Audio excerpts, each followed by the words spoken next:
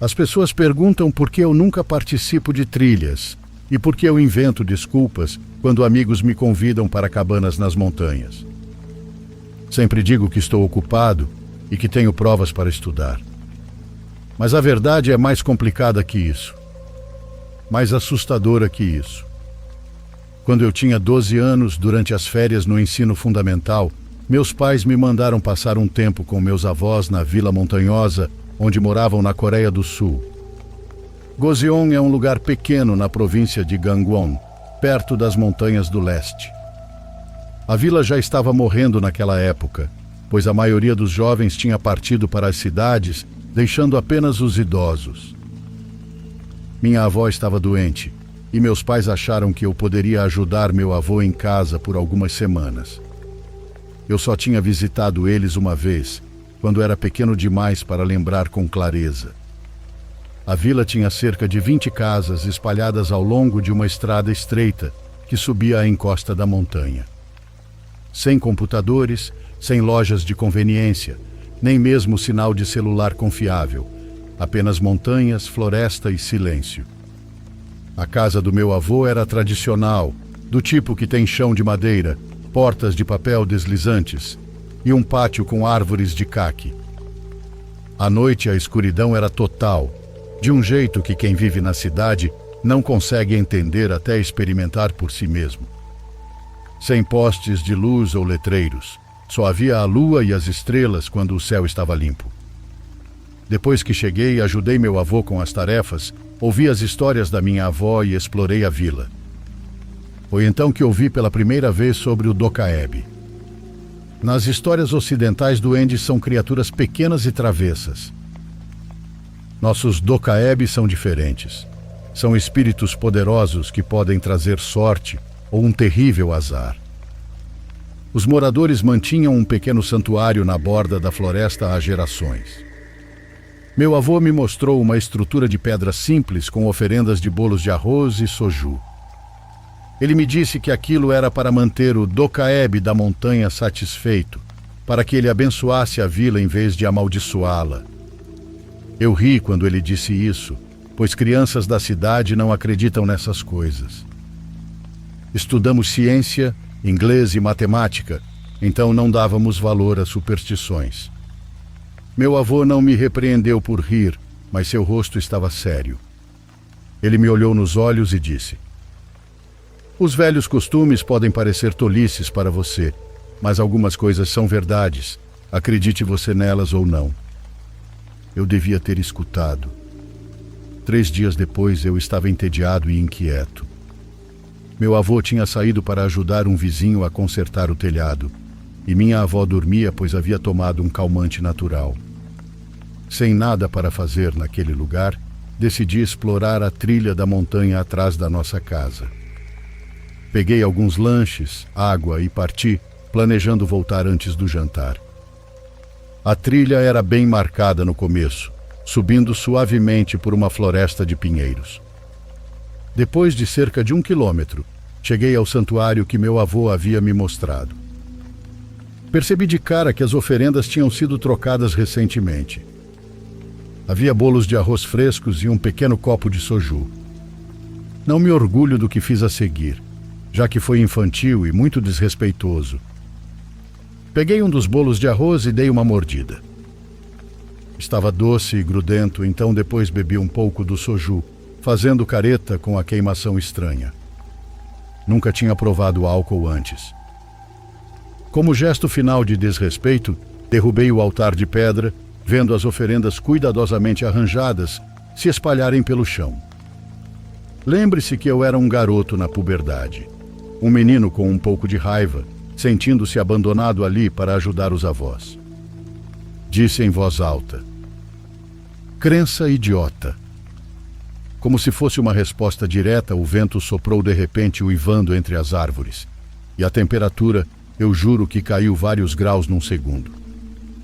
Assustado apesar do que fiz, corri de volta pela trilha até a vila. Naquela noite, veio o primeiro encontro. Acordei por volta das 2 da manhã com um barulho estranho do lado de fora. Era som rítmico, como alguém batendo levemente em cada janela da casa. Tum, tum, tum, tum. Na janela da cozinha, depois silêncio. Tum, tum, tum. Na janela da sala, depois silêncio. Quando o som chegou à minha janela, puxei o cobertor sobre a cabeça, dizendo a mim mesmo que eram só galhos batendo com o vento. O toque parou bem na minha janela, substituído por um som como respiração. Então uma voz, nem masculina nem feminina, sussurrou do lado de fora. Aceito sua oferenda, criança. Agora lhe darei algo em troca. Não me movi e não respirei até o sol encher meu quarto na manhã seguinte. Me convenci de que tinha sido um sonho, e foi o Soju brincando com minha mente. Não contei nada aos meus avós, e o segundo encontro veio 2 dias depois. Meu avô criava coelhos em gaiolas atrás da casa, 6 ao todo, brancos e marrons, com pelagem macia. Gostava de alimentá-los todas as manhãs, observando-os pular no cercado. Naquela manhã fui até lá e encontrei as gaiolas abertas e vazias. A princípio pensei que os coelhos haviam fugido, mas encontrei o que restava deles. Tinham sido arranjados em círculo no centro do pátio, corpos abertos da garganta à cauda. Suas vísceras haviam sido retiradas e organizadas em padrões ao redor deles. Intestinos enrolados em espirais, fígados e corações colocados em posições específicas. Parecia uma instalação de arte grotesca. O que mais me perturbou foi a precisão daquilo. Sem sangue espalhado ou sinais de luta. Cada corte era limpo e exato. Meu avô me encontrou ali parado e me puxou com o rosto pálido. Ele não disse nada enquanto limpava a cena, enterrando os restos na floresta. Naquela noite ele foi ao santuário com novas oferendas. Bolos de arroz de melhor qualidade, soju mais caro e algo embrulhado em um pano vermelho que ele não me deixou ver. "O que você fez no santuário?" ele me perguntou naquela noite. Sentindo culpa e medo, confessei tudo. Esperei por um xingo daqueles, mas em vez disso meu avô parecia assustado. "Meu Dokaeb notou você. Devemos ser respeitosos até você ir embora." Dessa vez eu acreditei nele. Por 3 dias nada aconteceu e comecei a relaxar, achando que o que quer que tenha matado os coelhos devia ter sido uma raposa ou cachorro selvagem, não algum duende mítico. Meus pais ligaram dizendo que me buscariam em 2 dias e eu mal podia esperar para voltar à normalidade. O terceiro e último encontro aconteceu na minha última noite na vila. Eu estava arrumando minha mala quando a eletricidade acabou. Isso não era incomum na vila. Tempestades de inverno muitas vezes derrubavam a rede elétrica.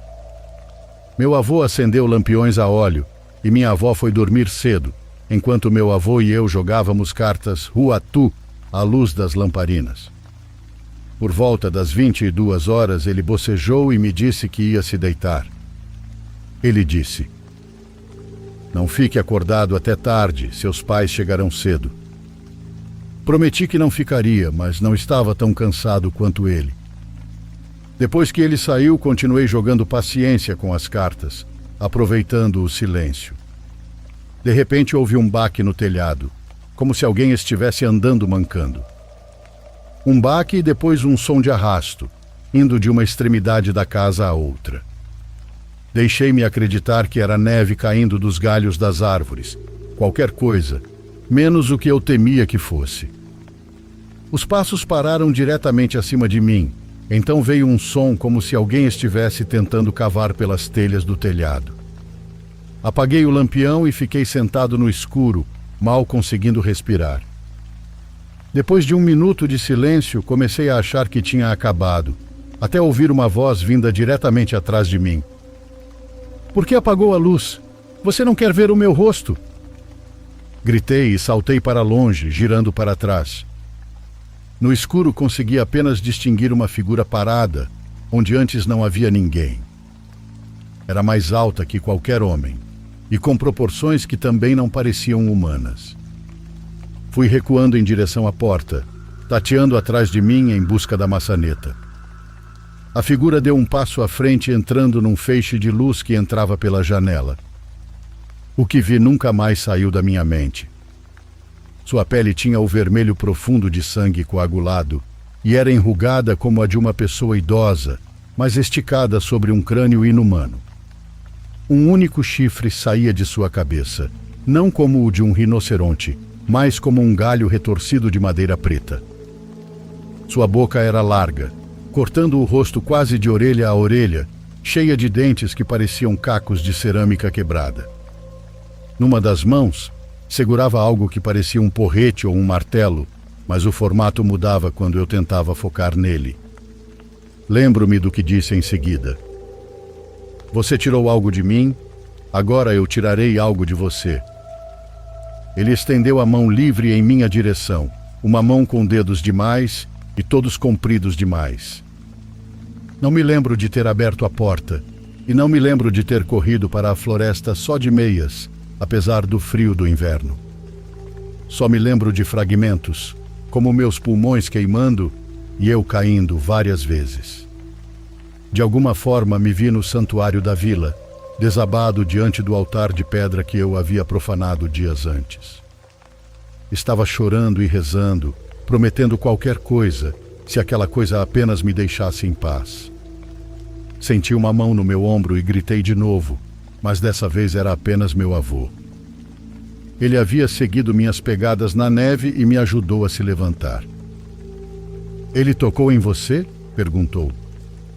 Aos prantos balancei a cabeça negativamente. Então você ainda pode ir embora, ele disse. Ele não me deixou voltar para a casa deles, então fomos até a casa dos vizinhos. Passei a noite lá, encolhido debaixo das cobertas e pulando a cada barulho.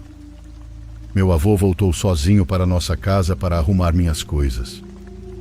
Quando meus pais chegaram na manhã seguinte, eu estava desesperado para ir embora. Meu avô conversou com eles em particular, enquanto eu esperava no carro. Enquanto estava lá, fiquei encarando a linha das árvores, esperando qualquer sinal de movimento. Nunca contei a história completa aos meus pais, achando que diriam que era um pesadelo infantil ou saudade de casa. Nunca mais voltei àquela vila e meus avós faleceram há anos. Sonho com aquela noite, com o Docaeb e seu sorriso retorcido, mas nos meus sonhos eu nunca consigo escapar. Agora você sabe por que eu não gosto de fazer trilhas e por que florestas me deixam nervoso. Essas memórias são bem assustadoras.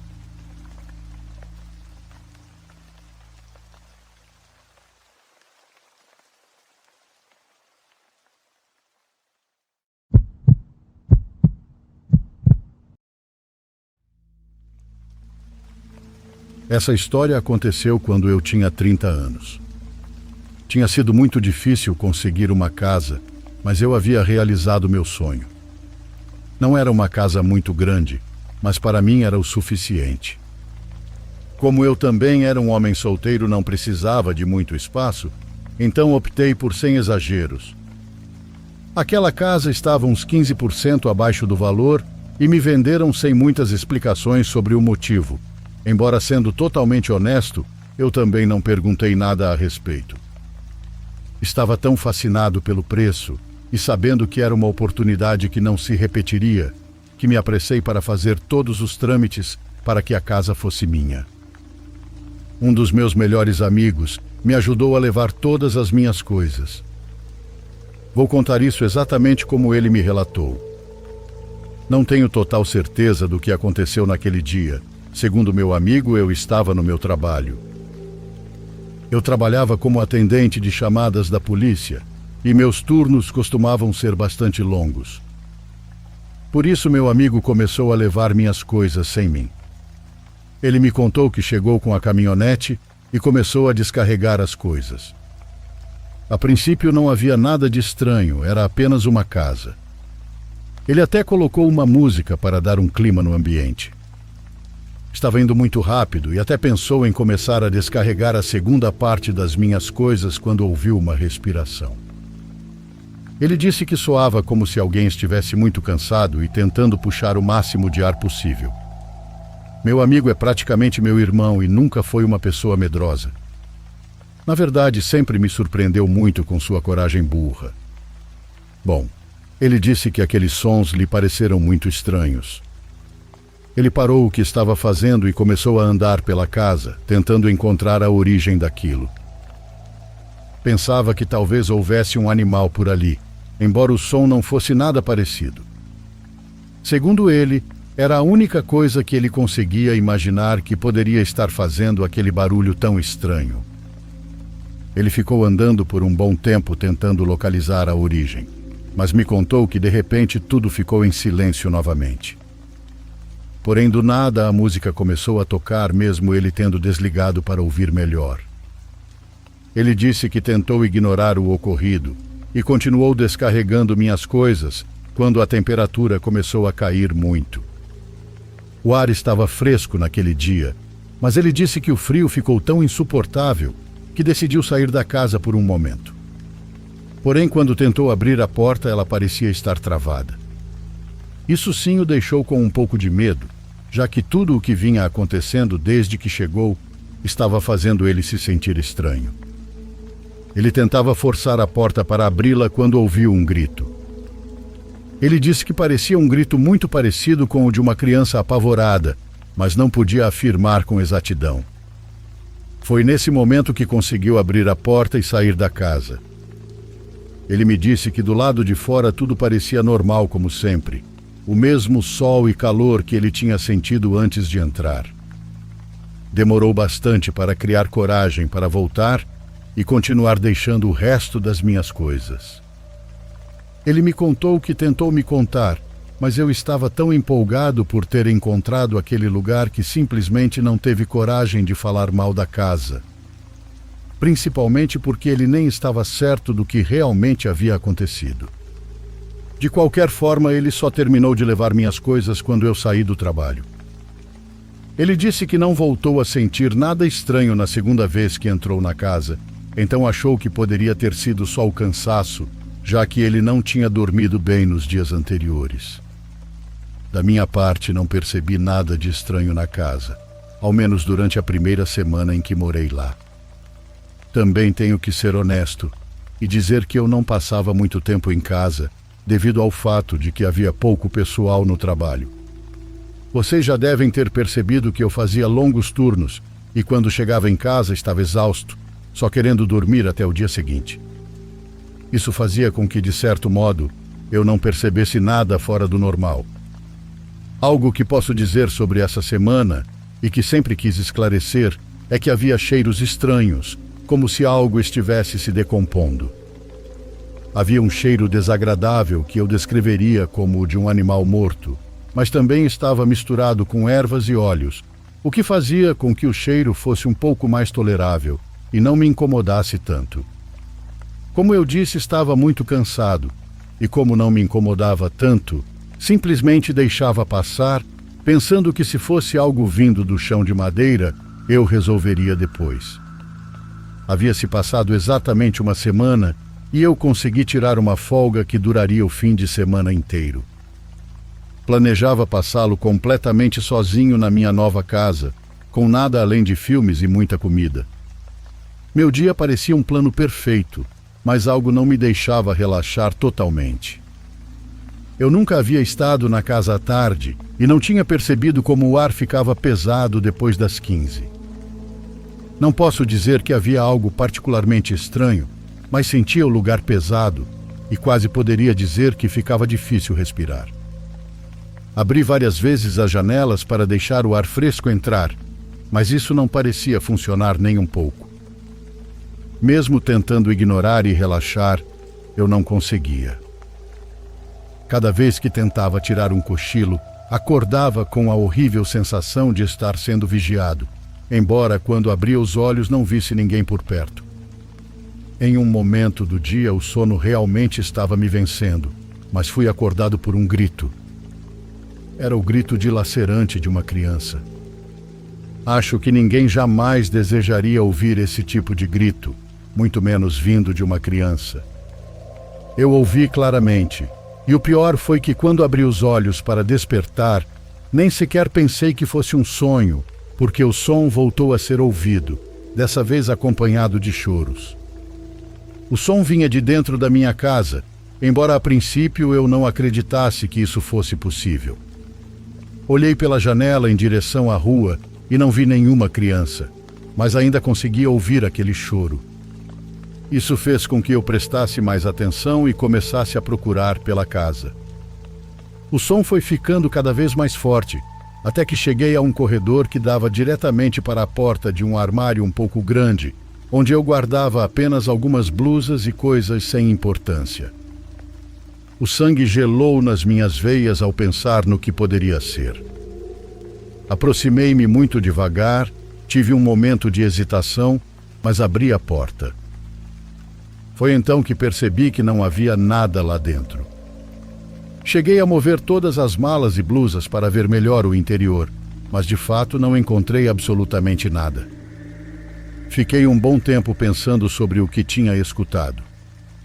Eu nem sabia ao certo o que pensar a respeito, mas ainda assim, por mais que tentasse, não conseguia acreditar em nada paranormal. Sempre encontrava uma explicação e tinha um ditado: os verdadeiros monstros andam entre nós, às vezes disfarçados de pessoas em quem mais confiamos. Mas como disse, ainda assim, eu não sabia como explicar o que tinha ouvido. Depois de refletir bastante, consegui me convencer de que tudo era fruto do meu cansaço por causa do trabalho. Afinal de contas, a área em que eu trabalhava era muito difícil, e embora eu acreditasse ter me acostumado há muito tempo, talvez aquilo realmente estivesse cobrando seu preço. Pensei em simplesmente deixar o assunto para trás, e prometi a mim mesmo descansar um pouco mais para que isso não voltasse a acontecer. Pareceu funcionar por 2 dias. Certa madrugada me levantei para ir ao banheiro. Estava fazendo minhas necessidades quando ouvi arranhões na porta. No começo eram quase imperceptíveis, mas no momento em que percebi, ficaram mais fortes. Alguém realmente estava arranhando do outro lado. Eu conseguia ouvir claramente, e a forma como fazia isso parecia tão desesperada que eu podia sentir como se suas unhas estivessem se soltando dos dedos. Fiquei muito assustado, mas criei coragem e abri a porta. Ao abri-la, eu não sabia o que pensar sobre aquilo, pois não havia nada ali. O que eu tinha escutado tinha sido muito claro, mas nem mesmo a porta apresentava marcas de arranhões. Não tinha o que fazer, então quis ignorar de novo, voltar para a cama e simplesmente pensar que havia acontecido o mesmo que com os choros no armário. Mas desde aquele dia tudo piorou, já que vieram os benditos pesadelos. Eu nunca nem fui uma pessoa que sonhasse. A maioria acontecia em quartos escuros que estavam muito sujos e tinham um cheiro horrível. Não me lembro de tudo, apenas do medo que sentia ao estar ali. Também me lembro bem de como acordava suando, quase encharcado, com o coração prestes a sair do peito. A única coisa que podia fazer era esperar passar. Algo muito comum eram os arranhões nas portas, e era em qualquer porta. Podia ser a do banheiro, de algum armário ou da cozinha. Sempre ouvia os arranhões com desespero, mas quando tentava abrir não havia ninguém do outro lado. Eu jurava que estava louco, pois não sabia exatamente no que acreditar. Também comecei a ouvir passos, como os de um cachorro correndo pela casa, por volta das 5 da manhã. Embora parassem cerca de meia hora depois de começar, nunca duravam tanto tempo. Estava cansado e ocupado demais para pensar nisso, mas queria uma explicação, e só quando tirei um tempo para procurá-las foi que as encontrei. Uma tarde no trabalho eu estava muito cansado, pois não conseguia dormir bem havia vários dias. Mesmo assim, tentava fazer o meu melhor. Recebi algumas ligações durante o dia, mas nada tão grave. Informei as autoridades responsáveis e, até onde eu sabia, tudo tinha seguido corretamente. Parecia ser um dia bastante normal, até que uma ligação interrompeu meu monólogo habitual. Ao atender, só ouvi uma respiração muito ofegante. Perguntei novamente se estavam bem, mas não houve resposta, só aquela respiração. Tentei encorajá-lo a sussurrar, mas só ouvia aquela respiração. Com o tempo percebi que estava chorando e parecia ser uma criança. Como eu disse antes, tinha experiência trabalhando com isso, então tentei acalmá-lo para que pudesse falar e me contar o que estava acontecendo. Mas o menino continuava chorando e respirando com dificuldade. Tentei encontrar as palavras certas para fazê-lo falar, quando ele me pediu claramente que eu o ajudasse. Disse isso de forma tão baixinha que me fez pensar que estava se escondendo de alguém. Respondi claramente que o ajudaria, mas que ele precisava me dizer seu nome. O menino não respondeu à minha pergunta, apenas voltou a pedir ajuda e disse que ela estava com muita fome. Perguntei se ele estava com fome, mas ele respondeu que não, que ela estava com muita fome. Eu não entendia nada do que ele dizia e perguntei novamente a que se referia, mas ele apenas voltou a pedir ajuda, repetindo que ela estava com fome. Ainda estava tentando fazê-lo ser mais claro quando ele disse algo que me deu um calafrio. Ele disse que ela estava o comendo, que o comia quando tinha fome, e que ele sabia que ela estava com fome e que não ia aguentar mais. Ela está com fome, dizia. Falava bem baixo, mas conseguia entender cada palavra. Sua voz refletia desespero, e ele realmente queria que eu o ajudasse. Perguntei o endereço, mas ele só continuava repetindo a mesma coisa. Eu sabia que tinha que rastrear a ligação e mandar a polícia imediatamente, pois nesses casos o tempo era crucial. Rastrei o endereço enquanto a polícia já aguardava a chamada. Fiquei sem entender nada quando percebi que se tratava do meu próprio endereço. O local de onde eu havia recebido aquela ligação era a minha casa. A polícia foi até minha casa e, para surpresa de ninguém, lá não havia nada do que eu vinha ouvindo. Tentei explicar tudo o que escutei, e embora todos meus anos de profissionalismo acharam que era algum tipo de brincadeira, não conseguiam encontrar outra explicação. Disseram que eu deveria me acalmar e que poderia voltar para casa para me tranquilizar. Eles me viam nervoso, pois em minha mente a voz daquela criança angustiada não parava de ecoar. E acima de tudo a frase, "vai terminar de me comer", ressoava dentro de mim, causando um arrepio que percorreu toda a minha alma. Sabia que tinha um tempo livre e não queria voltar para casa, pelo menos não para me acalmar. Decidi passar em uma padaria, mais para espairecer um pouco. Foi então que comecei a buscar informações sobre a casa. Nunca havia investigado muito sobre ela, mas acho que era uma forma de tentar recuperar o controle sobre tudo o que estava vivendo. Pensava que encontraria alguma coisa, qualquer coisa que pudesse explicar o que estava acontecendo comigo. Minha busca trouxe resultados bem rápidos. Assim que digitei o endereço numa antiga lan house, a primeira coisa que apareceu foi uma matéria daqueles jornais que costumam exagerar bastante. Em letras garrafais, o título dizia: A Bruxa Canibal. Pelo que pude ler, aquela casa havia pertencido a uma mulher que todos afirmavam ser uma bruxa. Isso aconteceu há muitos anos, tanto tempo que eu nem sequer era nascido. Segundo os vizinhos, ela era uma mulher muito solitária, que costumava fazer seus trabalhinhos, mas que não se metia com ninguém. Isso era o único que podiam dizer, pois realmente não a conheciam muito bem. Outros vizinhos afirmavam que muitos animais de estimação da vizinhança desapareciam com bastante frequência, e que era comum vê-la caminhando pelas ruas altas horas da noite, o que levantava muitas suspeitas sobre ela. Alguns também garantiram ter escutado gritos vindos de dentro da casa, mas não importava quantas vezes chamassem a polícia. Eles nunca encontravam nada. Achavam que por ela ser uma senhora de idade, não seria capaz de fazer nada de mal. Tudo mudou num certo dia, quando os gritos se tornaram impossíveis de ignorar. Embora alguns afirmassem que era a mulher quem gritava, outros acreditavam que se tratava de alguém sendo torturado por ela. Os gritos foram tão intensos que diversas ligações à polícia foram feitas ao mesmo tempo, o que fez com que eles finalmente fossem até a casa da mulher. Me disseram que tiveram que arrombar o portão, pois ela se recusava a abrir. O que encontraram lá dentro era digno de um filme de terror. Não vou entrar em detalhes aqui, só direi que o título A Bruxa Canibal realmente fazia jus ao que encontraram. Segundo os relatos, suas vítimas não passavam dos 20 anos de idade.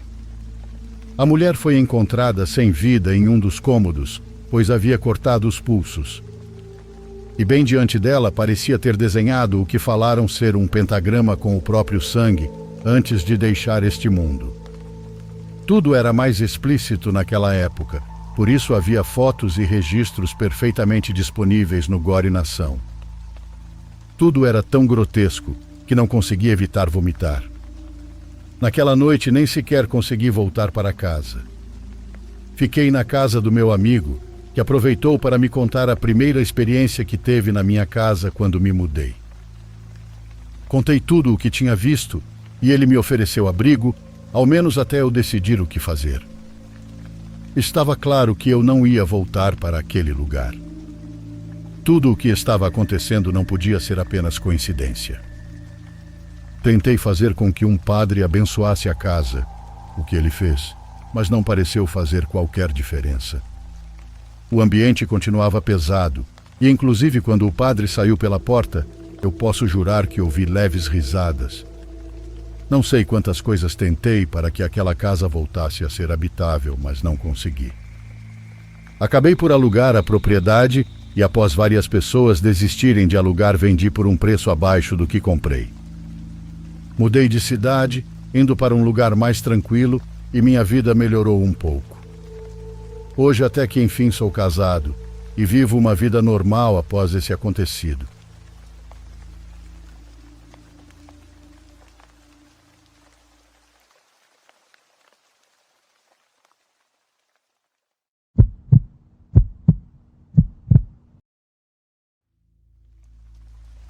Mando um abraço para todos do canal. Eu sou obrigada a morar no norte de Utah, na beira de uma pequena cidade ao longo da rodovia, por conta do meu trabalho. Não há muita coisa por aqui, apenas algumas lojas, paradas de caminhão e motéis bem ao lado da rodovia principal. As estradas que levam para os arredores são todas de terra, indo apenas para algumas outras casas e grandes propriedades particulares de floresta. Esse foi um dia bem típico para mim. Trabalho remotamente de casa e terminei por volta das 6 da tarde. Depois disso, fui até a cidade pegar algumas compras e repor alguns itens em casa. Apesar de ser uma cidade na rodovia, ela não é tão movimentada assim. Então, nenhuma das lojas costuma estar muito cheia. Estacionei o carro e comecei a fazer compras no Walmart local. Enquanto eu estava lá dentro, notei um cara me olhando, mas não dei muita atenção. Provavelmente só olhei para ele num momento esquisito, em que ele também estava olhando para mim. Continuei fazendo minhas compras, mas alguns minutos depois, em outro corredor, vi ele de novo com o canto do olho. Ele entrou no mesmo corredor vazio em que eu estava e ficou parado a uns 2 metros de mim. Continuei olhando para frente, tentando encontrar o que eu precisava, e nisso percebi que ele não estava se movendo ou pegando qualquer coisa. Então dei uma olhada de leve para o lado para conseguir ver melhor. Mesmo sem olhar diretamente para ele, dava para notar que ele estava me encarando. Dessa vez eu disse oi e continuei o que estava fazendo. O homem não respondeu, então acelerei, peguei o que faltava e saí do corredor. Honestamente, achei o cara meio estranho, mas não pensei muito sobre isso. Fui até o caixa, paguei tudo e voltei para o carro. Como de costume, tinha estacionado lá no fundo do estacionamento, então fui meio apressada. Joguei tudo no porta-malas e entrei no carro, e quando olhei para o resto do estacionamento, que devia ter uns 40 carros, algo me pareceu estranho. Então vi ele de novo. Ele estava parado entre 2 carros olhando na minha direção. Ele não estava com sacolas nem nada nas mãos, então acho que nem chegou a comprar alguma coisa. Que merda tinha esse cara? Sei lá. Pensei que provavelmente era algum caminhoneiro esquisito rodando com sono. Saí do estacionamento e comecei a voltar para casa. O sol já tinha se posto, então as estradas de terra estavam escuras e silenciosas. Estacionei na frente de casa e levei para dentro as primeiras sacolas enquanto guardava as compras. Acabei me distraindo com uma ligação do meu pai, mas eventualmente voltei e fui até o carro buscar o resto das coisas. Quando saí, vi algo. Tive que apertar os olhos e deixar a visão se ajustar à escuridão, mas lá no fundo, um pouco ao lado da estrada de terra, havia um caminhão. Estava com os faróis apagados, então eu só conseguia ver o formato geral dele. Ele com certeza não estava lá quando cheguei, e se estivesse apenas tentando dar meia volta ou estivesse perdido, por que estaria parado com todas as luzes apagadas? Fui andando devagar até o carro e peguei as compras, sem tirar os olhos do caminhão. A melhor possibilidade que consegui imaginar era que fosse só um motorista qualquer da rodovia, achando que aquele pedaço de terra vazio era um bom lugar para dormir, em vez de pagar por um motel. Eu não ia até lá criar caso desnecessário. Nunca se sabe quem pode estar lá dentro, ou o que essa pessoa pode fazer. Então voltei para dentro de casa. Depois de guardar as compras, abri as cortinas da frente da casa só para poder ficar de olho. Com o passar do tempo, tipo em 1 hora, comecei a ficar menos nervosa com isso e pensei que provavelmente era só um motorista dormindo mesmo. Ainda estranho, mas inofensivo. Fiquei mais 1 hora na sala assistindo um programa e nunca vi o caminhão se mexer. Já estava ficando tarde, então fechei as cortinas e subi para o quarto. Acho que dormi rapidamente, mas no meio da noite acordei com vontade de ir ao banheiro. Não olhei o horário, mas devia ser por volta de 3 da manhã. Me levantei meio sonolenta, atravessei o quarto e fui pelo corredor até o banheiro. Assim que abri a porta, ouvi um rangido lá embaixo. Nunca tinha ouvido isso antes, mesmo estando há quase 2 anos naquela casa. Fiquei ouvindo por alguns segundos, depois fechei e abri de novo a porta para ver se fazia o mesmo barulho. Mas não fez. Fui até o final do corredor e olhei escada abaixo. Estava tudo escuro lá embaixo, só com um pouco da luz da lua entrando pela janela da cozinha. Mas havia algo no corredor de baixo. Eu conseguia ver uma sombra se movendo levemente na parede. Não dava para saber se era alguém no corredor ou do lado de fora da porta dos fundos. Mesmo assim, meu coração disparou na hora. Andei para trás devagar e voltei para o quarto, fechando a porta o mais silenciosamente possível para não chamar atenção. Peguei o celular e liguei para a polícia local. Falei baixo e nos primeiros 5 minutos de espera não ouvi nada. Comecei a duvidar que alguém tivesse mesmo entrado, até que ouvi o rangido de novo depois de alguns segundos. Era muito lento e sutil, como passos atravessando o chão lá embaixo. Parecia que tinham ido até a sala. 1 minuto depois, um carro de polícia chegou. Ouvi passos correndo lá embaixo e eventualmente saindo da casa correndo, justo quando os policiais entraram.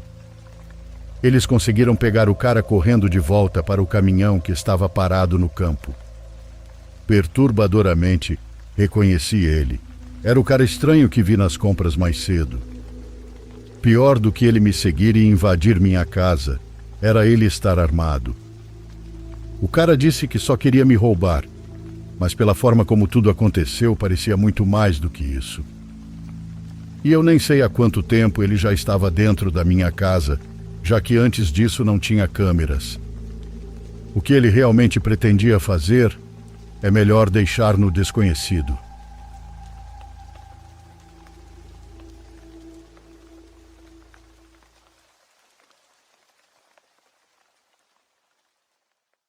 Por favor, curta e se inscreva se você estiver gostando. Agora continuamos.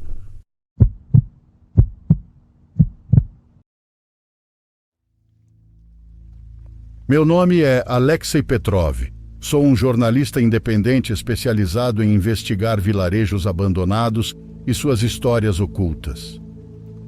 Ao longo dos anos, percorri inúmeras aldeias e cidades fantasmas no mundo, cada uma com sua própria narrativa de desolação e esquecimento. No entanto, uma das minhas viagens mais peculiares foi a Kadiktchan, um assentamento minerador no extremo oriente russo, agora reduzido a escombros e silêncio. Kadiktchan foi construída durante a Segunda Guerra Mundial por prisioneiros do Gulag, destinada à extração de carvão para alimentar a maquinaria soviética.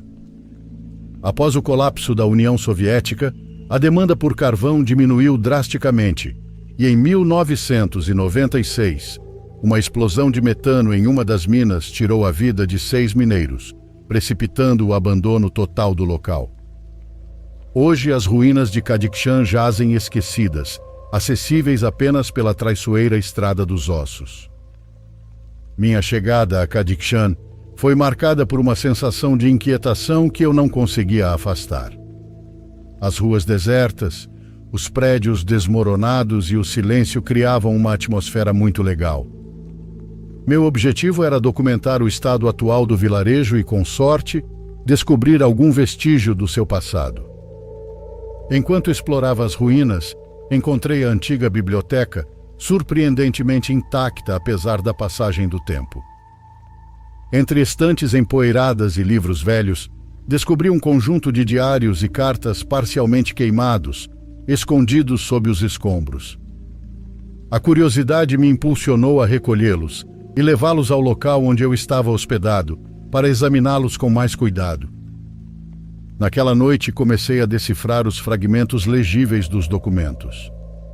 As palavras, embora muitas vezes incompletas, pintavam um quadro dos dias que antecederam o abandono de Kadiktchan. Um diário pertencente a um tal Sergei Ivanov, datado de novembro de 96, relatava tensões crescentes entre os mineiros e as autoridades locais. Mencionava rumores sobre condições inseguras na mina e decisões questionáveis tomadas pela administração. Outra carta, escrita por uma mulher chamada Helena Kuznetsova, descrevia sua preocupação com a saúde do marido, um mineiro que havia retornado para casa com sintomas inexplicáveis. Ela falava de outros trabalhadores que também adoeciam e de como as autoridades ignoravam suas preocupações. Esses relatos contrastavam com a versão oficial sobre uma explosão de metano inesperada e trágica. À medida que avançava na leitura, emergia um padrão perturbador. Várias entradas e cartas insinuavam a existência de problemas anteriores na mina, sinais de alerta ignorados e uma pressão constante para manter a produção a todo custo.